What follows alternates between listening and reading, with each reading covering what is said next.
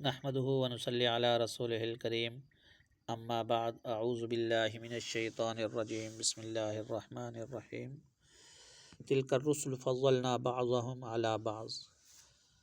آج الحمدللہ ہم پارہ نمبر 3 اس کا خلاصہ بیان کریں گے کہ اس میں تیسرے پارے کے شروع میں انبیاء علیہ السلام کا ذکر فرمایا، ارشاد فرمایا کہ انبیاء علیہ السلام میں سے بعض انبیاء کو اللہ تعالیٰ نے دوسرے بعض پر فضیلت دی ہے۔ امت سے تو تمام انبیاء علیہ السلام افضل ہیں، لیکن نبیوں میں سے بعض نبی دوسرے نبی سے افضل ہیں۔ اللہ تعالیٰ نے کسی نبی کو براہ راست اپنے ساتھ ہم کلام ہونے کا شرف بخشا تو کسی نبی کو کوئی اور اعزاز بخشا۔ پھر انبیاء علیہ السلام کو جو معجزات دیے ان کا ذکر کیا ہے۔ اس پارے کے دوسرے رکوع میں آیت الکرسی ہے جو قرآن کریم کی افضل ترین آیت ہے، اس کے پڑھنے کا اہتمام کرنا چاہیے جس کے بہت زیادہ فضائل وارد ہیں۔ اور پھر اسی طرح حضرت ابراہیم علیہ السلام کا نمرود سے مناظرہ ذکر کیا، فرمایا الم تر الی الذی حاج ابراہیم فی ربہ ان آتاہ اللہ الملک، کہ حضرت ابراہیم علیہ السلام کا نمرود سے جو مناظرہ ہوا ہے اس کو تفصیل سے ذکر کیا ہے کہ نمرود خود کو سجدے کراتا تھا، خدائی کا دعویٰ کرتا تھا، تو حضرت ابراہیم علیہ السلام نے دلیل کی طاقت کے ساتھ اس کو خاموش کروایا۔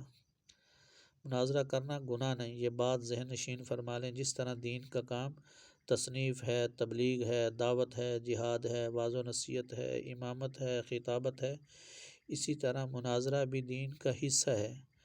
انبیاء علیہ السلام معصوم ہوتے ہیں، چھوٹا یا بڑا کوئی بھی گناہ کا کام نہیں کرتے۔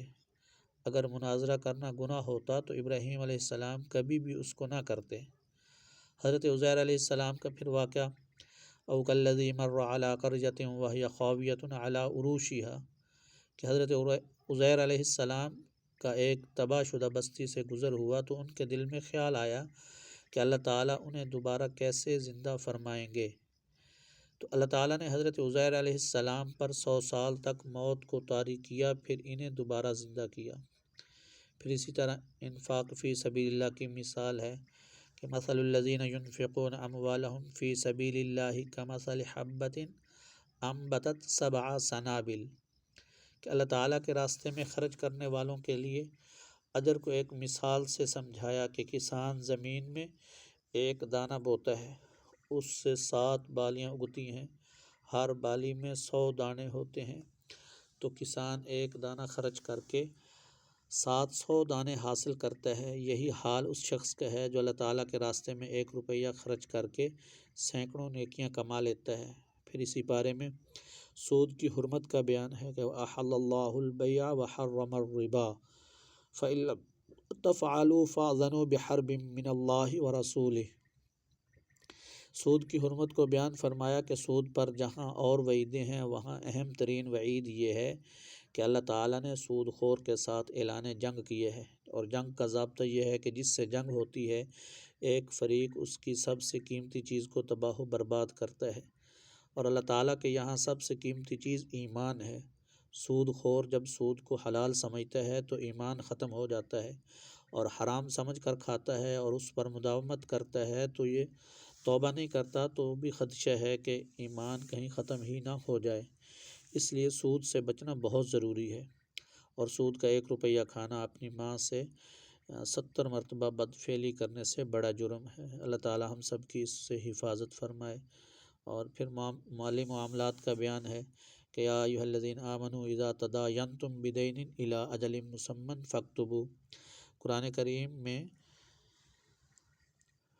کریم نے مالی معاملات کو بھی بہت اہمیت کے ساتھ بیان کیا ہے۔ لین دین، تجارت، رہن کے مسائل کو بیان کیا کہ اگر کبھی لین دین یا سفر میں رہن رکھنے کی ضرورت پڑ جائے تو اس کی تحریری دستاویز تیار کر لینی چاہیے، اور اس پر گواہ بھی بنا لینے چاہیے تاکہ بعد میں پریشانی نہ ہو۔ اور اس میں پھر سورہ بقرہ کے آخر میں ایک جامع اور مفید ترین دعا ہے ربنا لا تؤاخذنا ان نسینا او اخطانا، آخر تک، کہ جس کا ترجمہ یہ ہے کہ ہمارے رب اگر ہم بھول جائیں یا غلطی کریں تو ہماری پکڑ نہ فرمائیے گا، اے ہمارے رب ہم پر ایسا بھاری بوجھ نہ رکھیے گا جیسا آپ نے ہم سے پہلے لوگوں پر رکھا تھا۔ ہمارے رب ہم سے وہ بوجھ نہ اٹھوائیے گا جس کی ہم میں طاقت نہیں، ہمیں معاف کر دیجیے، ہمیں بخش دیجیے اور ہم پر رحم کیجیے، آپ ہی ہمارے کارساز ہیں، کافروں کے مقابلے میں ہماری مدد کیجیے۔ اسی طرح پھر آگے سورہ آل عمران شروع ہو جاتی ہے۔ آل اولاد کو کہتے ہیں اور عمران ایک شخص کا نام ہے۔ آل عمران کے معنی عمران کی اولاد۔ اس صورت میں چونکہ اولاد عمران کا تفصیل سے ذکر فرمایا ہے، اس لیے اس صورت کا نام آل عمران رکھا۔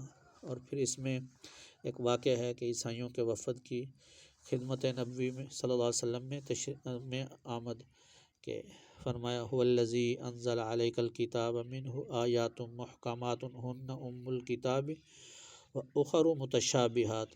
نبی کریم صلی اللہ علیہ وسلم کے پاس نجران کے عیسائی 60 افراد کا وفد لے کر آئے۔ انہوں نے نبی علیہ السلام سے مکالمہ کیا۔ حضرت عیسیٰ علیہ السلام الہ ہونے میں اللہ تعالیٰ کے ساتھ شریک ہیں۔ انہوں نے اپنی جہالت کی وجہ سے قرآن کریم کے ان الفاظ سے استدلال کیا جن میں عیسیٰ علیہ السلام کو کلمت اللہ اور روح اللہ فرمایا گیا ہے۔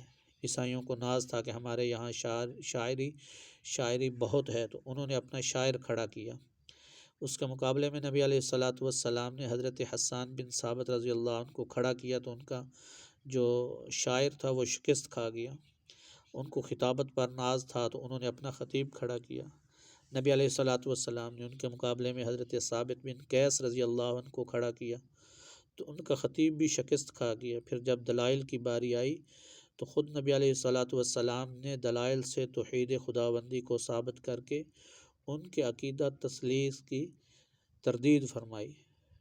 پھر اس میں اہل کتاب کے جرائم بیان کیے گئے کہ وہ انبیاء علیہ السلام کو ناحق قتل کیا کرتے تھے اور اللہ تعالیٰ کے نیک بندوں کو تنگ کرتے تھے، ظلم و تشدد کرتے تھے۔ ان کی جرائم کی پیدائش میں ان کے اعمال ضائع ہونا اور جہنم میں داخلے کی ان کو وعید سنائی گئی۔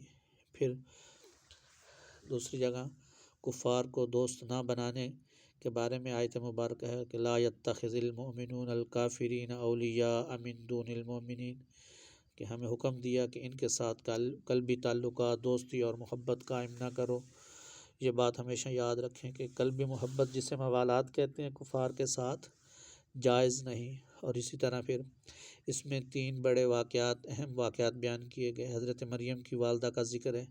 اذ قالت امرأة عمران رب انی نذرت لک ما فی بطنی محررا فتقبل منی، کہ حضرت مریم کی والدہ حضرت حنا بنت فاقوز کا ذکر ہے کہ ان کی اولاد نہیں تھی، تو انہوں نے منت مانی کہ اللہ تو مجھے بیٹا دے، میں اس کو تیرے دین کے لیے وقف کروں گی۔ لیکن اللہ تعالیٰ نے انہیں بیٹی عطا فرمائی، تو حضرت مریم کی والدہ کو شبہ ہوا کہ بیٹا ہوتا تو میں دین کے لیے پیش کرتی، لیکن میری تو بیٹی ہوئی ہے اور بیٹی کیا کرے گی؟ تو اللہ تعالیٰ نے بڑے پیار سے جواب دیا وَلَيْسَ الذَّكَرُ كَالْأُنثَىٰ، کہ جو بیٹا تو نے مانگا تھا وہ اس بیٹی کی طرح نہیں ہے جو ہم نے دی ہے۔